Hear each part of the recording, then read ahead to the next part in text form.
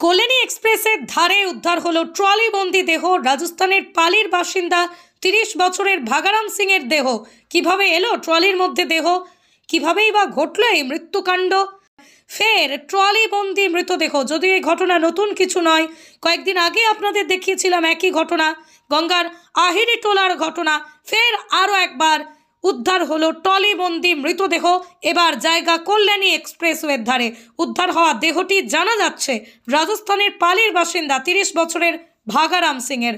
Trolley উদ্ধার হওয়ার কয়েক ঘন্টার মধ্যেই কলকাতার গিরিশ পার্ক থানার মুক্তরামপুর স্ট্রিটে গিয়ে রাজস্থানী মৃতদেহ বলেই জানতে পারা যায়।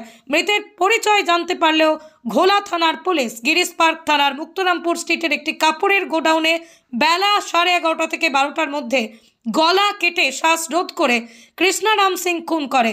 তারপরে তার রক্তমাখা কাপড় ডাস্টবিনে ফেলে দিয়ে পোশাক বদলায়। এরপরে দেহ ট্রলিবন্দি করের বাজার কাপড়ের ব্যবসাও করেন।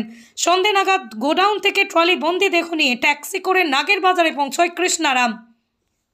সেখান থেকে ট্যাক্সি ছেড়ে দিয়ে ট্রলি ব্যাগ নামিয়ে করণ সিংকে সঙ্গে নিয়ে রাত 9:15 নাগাদ অ্যাপ ক্যাবে ওঠে তারা। তারপরে সোজা চলে আসে কল্যাণী এক্সপ্রেসওয়ের ধারে ঘোলা থানার অন্তর্গত খেপলির বিলে।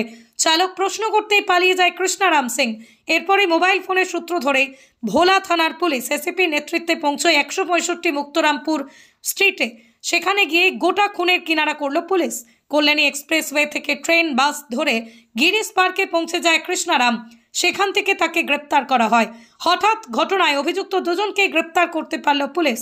প্রাথমিক জায়গায় পুলিশ জানতে পেরেছে দেওয়ালির পর থেকেই কাপড়ের ব্যবসার জন্য ভাগারামের কাছ থেকে তারা 8 লক্ষ টাকা পেত। দীর্ঘদিন ধরে সেই টাকা ফেরত দিচ্ছিল না ভাগারাম। সেই আক্রোশেই তাকে খুন করা হয়েছে বলেই প্রাথমিক তদন্তে পুলিশ জানতে পেরেছে।